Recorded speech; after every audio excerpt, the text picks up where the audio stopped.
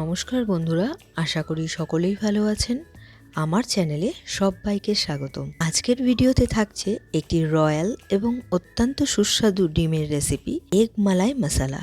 Perfect মশলা, creamy texture এবং অসাধারণ স্বাদের এই রেসিপি আপনার লাঞ্চ বা ডিনার করে তুলবে আরও বিশেষ। তাহলে আর দেরি না করে ঝটপট রেসিপিটি শুরু করি।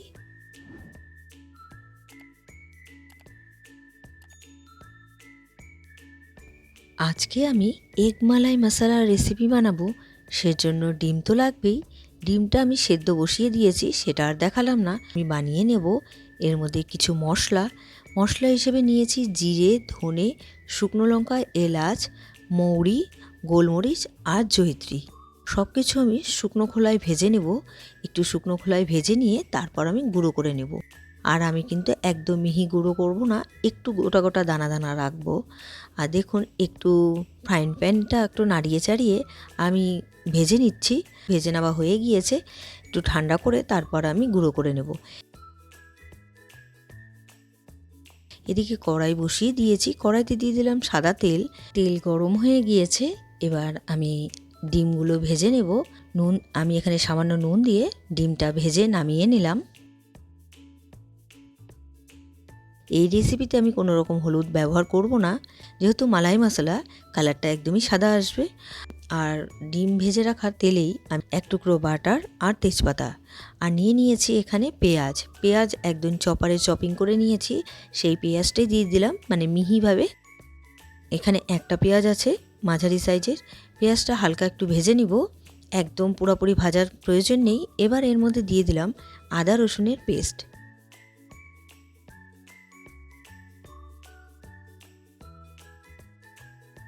আদা রসুনের পেস্ট এখানে 1 চামচের মতন আছে। নাড়াচাড়া করে ভেজে নিলাম। আদা রসুনের কাঁচা গন্ধটা চলে গিয়েছে। এবার প্রথমেই যে আমি দেখিয়েছিলাম, মানে ভেজে রাখা মশলাটা আমি গুঁড়ো করে নিয়েছি, সেটাই দিয়ে দিলাম। মশলাটা দিয়ে এবার আমি আবারও নাড়াচাড়া করে একটু পেঁয়াজটাকে ভেজে নিচ্ছি। পেঁয়াজটা খুব বেশি ভাজার প্রয়োজন নেই, তাহলে পেঁয়াজের মিষ্টি ভাবটা চলে যাবে। আর দেখুন, আমি এর মধ্যে এবার দিয়ে দিলাম কাজু বাদাম পেস্ট। এবার বাটি ধোয়ার সামান্য পরিমাণ একটু জল দিয়ে দিলাম। এবার মশলাটাকে আমি কষিয়ে নেব। আর একটু অনবরত নাড়াচাড়া করে দিতে হবে, যেহেতু কাজু বাদাম নিচে মানে কড়াইতে লেগে যেতে পারে। কাজু বাদাম দিয়ে হালকা একটু কষিয়ে নিলাম। আর দেখুন, একটু একটু লাগতে শুরু করে দিয়েছে, হালকা একটু তেলও ছেড়ে দিয়েছে। এবার আমি এর মধ্যে দিয়ে দিলাম ফ্যাটানো টক দই। ফ্যাটানো টক দইয়ের মধ্যে সামান্য পরিমাণ আমি একটু চিনি মিশিয়ে রেখেছি, খুবই সামান্য পরিমাণ। আর সামান্য পরিমাণ নুন দিয়ে আমি ফেটিয়ে রেখেছি, সেটাই দিয়ে দিলাম। আর সামান্য পরিমাণ জলও দিয়ে দিলাম।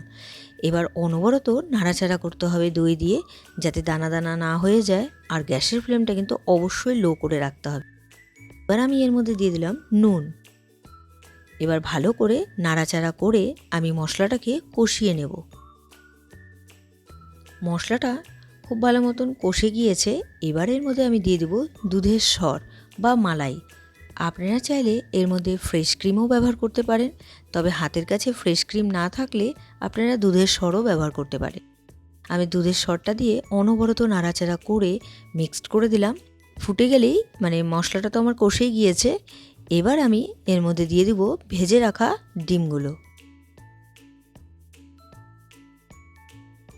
ডিম দিয়ে আমি আবারও নাড়াচাড়া করে একটু কষিয়ে নিলাম হালকা। আর দিয়ে দিলাম এর মধ্যে 1/2 কাপের মতন গরম জল। আমি খুব একটা বেশি জল এখানে ব্যবহার করলাম না, আমি গ্রেভি অতটা রাখবো না।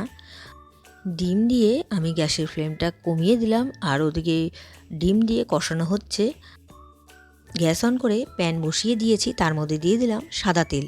প্রথমেই আমি এর মধ্যে দিয়ে দিলাম জিরে আর দিয়ে দিলাম জুলিয়ান করে কাটা আদা।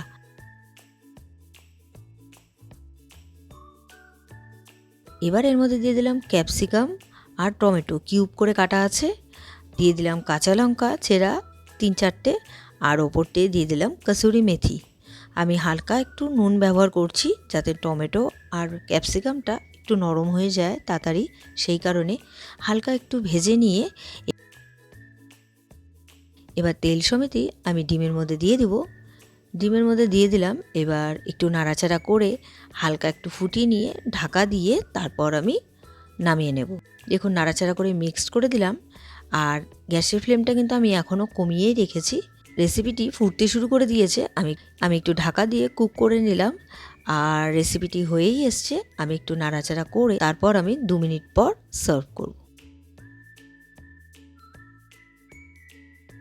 তৈরি হয়ে গেল আজকের রেসিপি এগ মালাই মশালা। আজকের এই রেসিপিটি আপনাদের কেমন লেগেছে অবশ্যই কমেন্ট করে জানাবেন। রেসিপিটি যদি আপনাদের ভালো লেগে থাকে তাহলে ট্রাই করার অনুরোধ রইল। আর ভিডিওটি ভালো লাগলে like, comment, share and subscribe করতে ভুলবেন না। বাই।